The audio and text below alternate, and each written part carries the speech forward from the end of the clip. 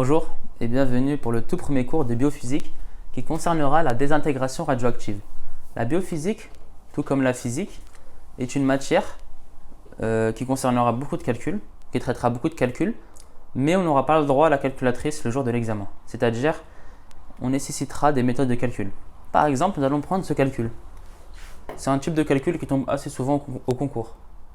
Tout d'abord, nous allons mettre tous les nombres sous forme d'écriture scientifique.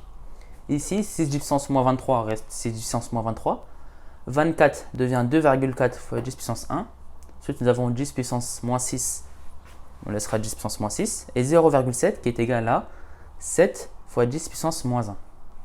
Ensuite, au dénominateur, nous avons 125. Nous allons le mettre alors sous forme de 1,25 fois 10 puissance 2. Et 60 est égal à 6 fois 10 puissance 1. Ok. Puis nous allons mettre tous les 10 puissances, y compris les 10 puissances du dénominateur, sur un côté, afin de laisser tous les autres nombres d'un autre côté. Nous allons réécrire les nombres, c'est-à-dire 6, 2,4, 7, 6 et 1,25 de ce côté-là. Et nous allons mettre toutes les 10 puissances. Nous avons réécrit moins 23 plus 1, moins 6, moins 1. Mais le dénominateur étant 2, quand on va le remonter, parce que 10 puissance A divisé par 10 puissance B est égal à 10 puissance A moins B.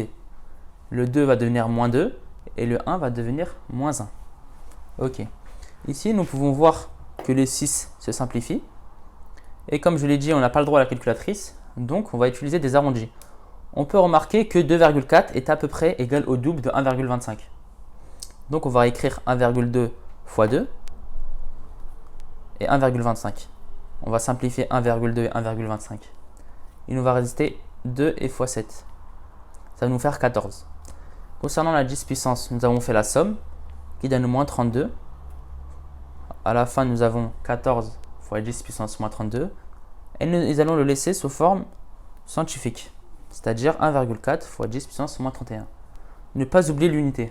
Mais dans cet exemple-là, nous n'avons pas utilisé d'unité afin de simplifier le calcul. Puis nous allons faire un petit rappel sur l'atome.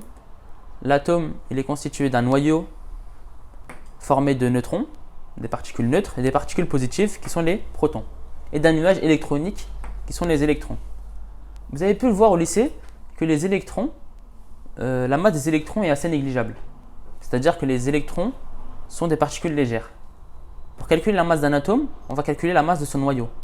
C'est-à-dire que les deux particules, le neutron et le proton, qui constituent le noyau, sont des particules lourdes. Ensuite, nous allons traiter de la période radioactive. Attention, cette période-là est différente de la période dans les ondes optiques. Ici, la période sera la durée nécessaire pour que le nombre de noyaux se divise par 2. Un exemple, imaginons nous avons 100 noyaux radioactifs à midi, c'est-à-dire à 12 heures. Puis, à 15 heures, il nous en reste que 50. Nous avons pu voir que le nombre de noyaux radioactifs, c'est divisé par 2, en 3 heures. Donc la période sera de 3 heures, ou aussi on peut appeler ça le temps de demi-vie. Merci.